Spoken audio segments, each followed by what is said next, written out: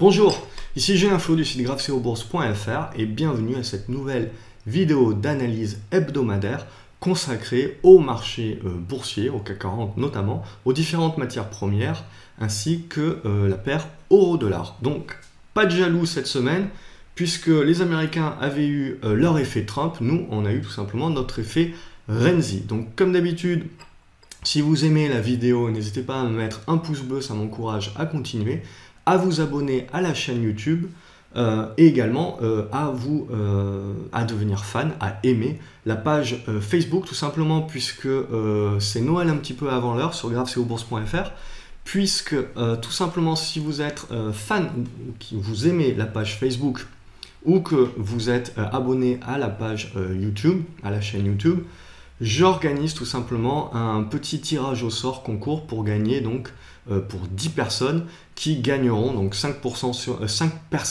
sur YouTube et 5 personnes sur Facebook gagneront ma formation, la stratégie du moindre risque. Si ces personnes-là l'ont déjà acquise, en fait je procéderai au remboursement intégral de ce qu'ils ont payé pour cette formation. Donc voilà, ça c'est dit, le tirage au sort donc c'est dimanche 20 h, donc évidemment vous avez jusqu'à 19h59 pour vous abonner sur Facebook ou sur YouTube pour avoir 2 fois plus de chances de gagner. Dans un second temps également, sachez que je suis en train de fignoler ma formation sur le portefeuille long terme bon père de famille. Je n'ai pas encore choisi le nom final, mais bon, je vais chercher, mais vous pouvez me faire vos propositions, vos suggestions également dans les commentaires de cette vidéo. Donc vraiment le but de cette formation, ça va être vraiment de vous donner un portefeuille clé en main long terme, donc en fonction de votre temps, que vous ayez pas de temps ou beaucoup de temps, en fonction de votre profil de risque, que vous vouliez rester prudent et moyennement prudent, plutôt dynamique, plutôt audacieux sur des choses risquées pour évidemment chercher plus de rendement. Et puis derrière, quels sont vos objectifs? Est-ce que cet argent-là, c'est de l'argent que vous avez en plus, donc vous pouvez vous permettre de prendre plus de risques, ou est-ce que cet argent-là, c'est justement votre matelas de sécurité? Donc ça va être quelque chose plutôt, vous allez chercher à être équilibré, pas prendre trop de risques pour un rendement intéressant. Donc vraiment, voilà, j'ai axé cette formation-là pour d'une part vous expliquer en fonction de vos objectifs, de votre profil de risque et de votre temps disponible vers quel portefeuille type vous orienter. Et je vais vous donner les produits, les valeurs, je vais tout vous donner en fait. Tout ce que je suis moi, j'ai tout sélectionné, tous les produits, exprès justement pour que ce soit rentable en termes de frais, etc. Donc vraiment que ce soit parfait, je vous explique comment tout faire. Et voilà, et donc adapter votre portefeuille. Et derrière la seconde partie, je vais vous expliquer, donc en fonction de votre temps disponible, comment arbitrer votre portefeuille, donc comment le faire vivre et le faire évoluer. Donc évidemment, les personnes qui n'ont pas beaucoup de temps, je vais vous expliquer les méthodes quand on n'a pas beaucoup de temps pour pouvoir suivre son portefeuille. Et les personnes qui ont un peu plus de temps, je vais vous expliquer justement les méthodes pour pouvoir choisir vos valeurs, comment les choisir, etc. et être un peu plus actif. Donc c'est vraiment une formation, on va dire, tout en un, pour tous les profils, parce que votre profil peut changer au cours de votre vie et les marchés peuvent changer également. Donc c'est vraiment une formation qui va vous permettre à tout moment d'avoir votre portefeuille long terme, d'avoir votre vision long terme et de pouvoir jauger votre profil de risque et donc votre portefeuille type en fonction justement donc des aléas de la vie et de vos objectifs qui peuvent changer au fur et à mesure des années. Voilà, je ferme la parenthèse, je vous en dirai beaucoup plus quand j'aurai finalisé la formation. Mais pour moi, voilà, c'est vraiment une formation où j'ai mis tout mon cœur et tout ce que je savais et tout ce que j'ai recherché pour moi-même, tout simplement, parce que j'ai passé des heures et des heures à chercher les meilleurs produits pour me constituer mon propre portefeuille long terme. Donc tout simplement, moi je vais avoir 2 portefeuilles et pour les plus actifs d'entre vous, c'est ce que je vais conseiller également, c'est d'avoir un portefeuille long terme. Donc un portefeuille clé en main de manière long terme à arbitrer selon une méthodologie et puis derrière avoir votre portefeuille plus court terme, donc plus de trading, où là vraiment c'est la stratégie du moindre risque qui va réellement prendre le dessus sur vos décisions, à savoir à l'achat ou à la vente. Voilà, je referme cette parenthèse là et on attaque tout de suite. Donc on peut dire merci à Renzi, tout comme les Américains, on peut dire merci à Trump. Donc j'avais pu dire la semaine dernière que pour moi, Renzi déclencherait certainement une baisse, mais qui serait une baisse à acheter. Donc cette baisse elle a été très fine, hein, que ce soit, c'est assez impressionnant en 2016, puisque finalement on a eu le Brexit, donc personne s'y attendait, pouf, on a eu une grosse baisse, et puis on l'a rattrapé en quelques jours. Derrière on a eu Trump, personne s'y attendait, on a eu une baisse moyenne, et on l'a rattrapé dans la journée même, et derrière on a explosé à la hausse, surtout sur les marchés américains, mais on a pas mal de valeurs françaises qui en ont bien profité aussi. Et là on a Renzi. Quelque part, tout le monde s'y attendait un petit peu, donc on a un petit peu baissé. C'était bien rouge pendant la nuit, hein, on baissait de 1, 1,5% vers minuit quand l'annonce est tombée. Et puis on a tout remonté en fait sur les futurs pour ouvrir un petit peu en baisse, mais tout de suite remonter de manière fulgurante. Donc qu'est-ce qui s'est passé graphiquement? Eh bien, regardez, on était dans une figure donc depuis plusieurs mois, hein, donc ça commençait à devenir un petit peu lassant, mes vidéos hebdo, puisque toutes les semaines je répétais un petit peu la même chose. Et là, on est en fait tout simplement venu casser donc notre triangle, on le voit, notre triangle ascendant, et ici également avec notre support, on est venu donc chercher de la force. Tous ces mois-là, en fait, c'était de la force, c'était de l'accumulation, et puis paf, on a bien fait de rester avec un biais haussier, de parler d'incertitude, d'être prudent quand même, mais de garder ce biais haussier, parce que regardez, c'est effet bouchon de champagne là, dès qu'on a le breakout dans notre zone des 4580, 4610 points, et puis pouf, regardez un petit peu, ça part tout de suite, ça part très très vite. Pourquoi? Parce que pendant des mois, pendant des semaines, tout simplement, on a consolidé, donc c'est la congestion. Donc plus vous faites une congestion, plus vous remuez la bouteille de champagne, plus quand vous allez ouvrir, finalement, pouf, ça va partir d'un coup. Donc c'est ça que j'appelle bouchon de champagne, c'est voilà, plus vous avez une consolidation qui est lente, qui dure longtemps, plus cette consolidation, lorsqu'elle va casser à la hausse ou à la baisse, hein, c'est valable à l'achat comme à la baisse, ça va vraiment partir d'un coup. Donc là, on casse résistance sur résistance. Rien ne semble pouvoir arrêter le CAC 40, on a des bons volumes, on arrive quand même dans la zone, hein, on le voit, 4750, 4800 points, ça commence à être une bonne zone de résistance.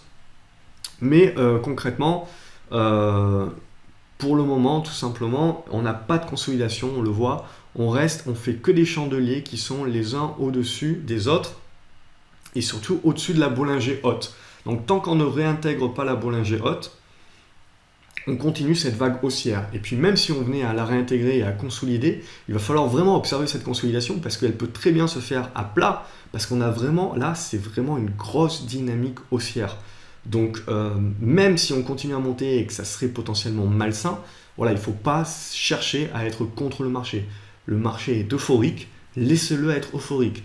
Soyez prudent, vous, sur vos positions, etc., au cas où le marché consoliderait. Fortement, puisqu'on a quand même des nouvelles sur le marché, secteur bancaire notamment, avec la BCE qui refuse d'octroyer un délai supplémentaire, par exemple, à une banque italienne. Donc ça peut créer des incertitudes. Mais là, vous êtes dans une euphorie haussière. Donc le marché, quand il est en euphorie haussière, les mauvaises nouvelles, il va mettre un moment à les digérer, il va mettre un moment à les intégrer. Donc vraiment, vous ne servez pas des mauvaises nouvelles. Si ça n'a aucune influence sur le marché, continuez à suivre le marché tout simplement. Donc là, se pose la question maintenant, ok, on a eu ce qu'on voulait, on l'a voulu, on l'a eu, mais maintenant, ok, où est-ce qu'on va? Donc là, vraiment, ce que je vous propose, c'est plutôt de passer en hebdo pour voir la vue d'ensemble. Donc on a notre oblique baissière très très long terme, hein, qui passe, on le voit, par les 5000 points. Sur le journalier, comme vous pouvez le voir, moi j'en ai tracé une autre ici qui passe juste par ces deux sommets-là. Donc forcément, elle est moins importante que celle-ci, mais elle y est quand même et elle arrive sur les 4880, 4900 points. Ce qui m'intéresse moi, quand il y a des hausses comme ça, c'est des biseaux ascendants. Donc je pense surtout à des biseaux ascendants.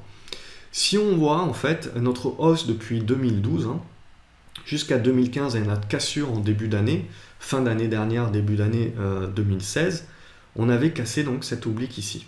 Et pour moi, cette oblique, qui était donc une oblique support, va devenir une oblique résistance. Donc, si j'avais un objectif à donner potentiellement à cette hausse, consolidation ou pas consolidation, c'est potentiellement qu'elle va venir buter sur les 4880, on le voit, 4900 points. Si on repasse en journalier, en fait, c'est cette oblique ici qui va se jumeler avec cette oblique ici. Donc vraiment, cette zone-là, pour moi, ça va être une zone qui va être très certainement un petit peu difficile à franchir tout de suite. Maintenant, ce qui nous intéresse, c'est qu'on est haussier, on le voit, donc 4610 points devient notre strong support. On a d'autres supports intermédiaires, on le voit. Ici, 4660 points et ici, 4690 points. Et on a 4737 points également en autre support intermédiaire. Voilà, tant qu'on reste au-dessus de ces supports-là, vous n'avez pas de consolidation qui se met en place réellement. Donc, et même si on a une consolidation qui se mettait en place, pour moi, tant qu'on reste au-dessus des 4690 points, il y a de quoi quand même rester très très confiant et très très positif. Surtout que c'est la fin de l'année, donc rallye de fin d'année. C'est qu'une statistique, hein. Un jour ou l'autre, ça finira par pas être vrai. Mais en l'occurrence, l'année dernière, par exemple, ce n'était pas vrai. C'était juste un rebond par rapport à une grosse baisse. Cette année, c'est vraiment un rallye. Voilà ce que l'on pouvait dire donc sur l'indice CAC 40. Pour moi, on a ce qu'on voulait, la hausse. Maintenant, regardons au niveau donc, du Dow Jones. Donc là, c'est quand même assez impressionnant comme hausse. Euphorie haussière, regardez les volumes, c'est énorme. Donc forcément, on ne peut pas se dire, les arbres ne montent pas jusqu'au ciel, on est d'accord, mais n'allez pas contre le marché. Donc moi, potentiellement, on peut se dire, le Dow Jones, qu'est-ce qu'il veut? Il veut potentiellement les 20 000 points.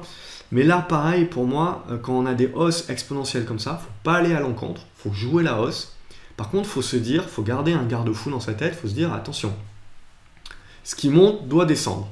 Donc forcément, on a des très très forts supports, il y aura une consolidation qui se mettra en place, qui nous en dira beaucoup plus. Mais pour moi, surtout, je vois ça plutôt dans une vision un peu plus long terme. Donc tout comme sur le CAC 40, j'essaye de chercher plutôt un biseau ascendant. Quand on a vraiment des hausses exponentielles comme ça, moi j'aime bien les biseaux ascendants. Et bien là aussi, pour moi, le Dow Jones, c'est un biseau ascendant. Et donc je me sers de l'ancien support oblique qui a servi de résistance, qui potentiellement resservira de résistance. Encore une fois, je n'ai pas suffisamment de points d'impact pour pouvoir bien la tracer, etc. Mais c'est plus l'idée, voilà. Dans une tendance long terme, quand vous voulez avoir une tendance long terme, vous faites des hypothèses. Donc vous devez faire des scénarios, des hypothèses que vous allez ajuster avec le temps. Donc là, on avait un biseau descendant. Au fur et à mesure, voilà, qu'on était à peu près ici, c'était mon hypothèse de travail. Ici, je commençais à bien l'avoir renforcé. Et puis ici, j'étais sûr que le marché suivait la même chose. Donc là, pareil, on laisse monter le marché. Donc oui, c'est une forte hausse.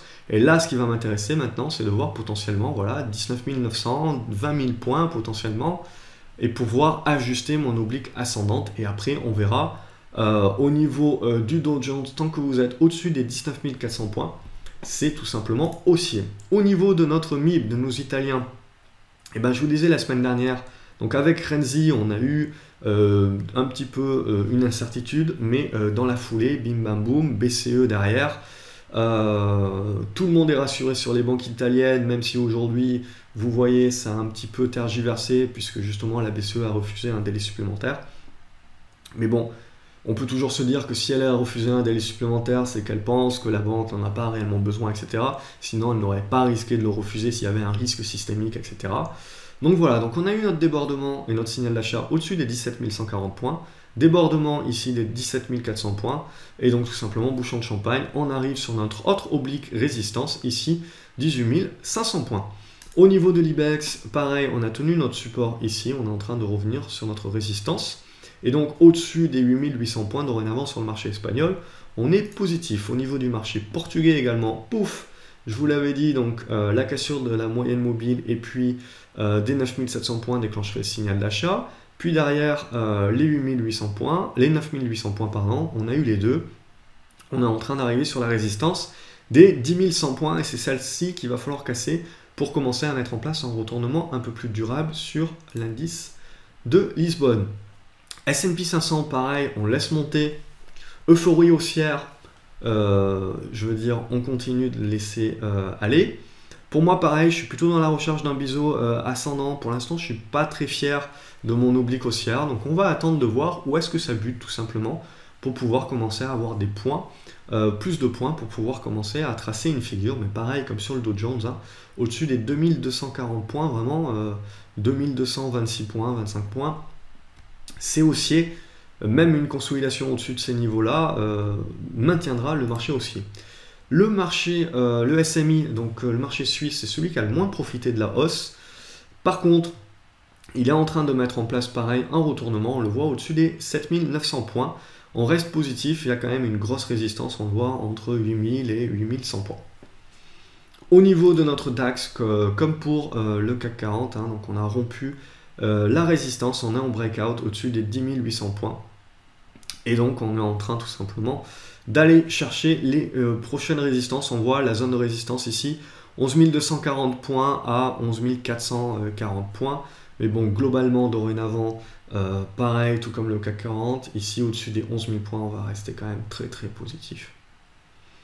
Voilà ce que l'on pouvait dire sur les indices. Au niveau du Brent, on est en train de tester, c'est cette oblique-là que je vous avais tracé la semaine dernière.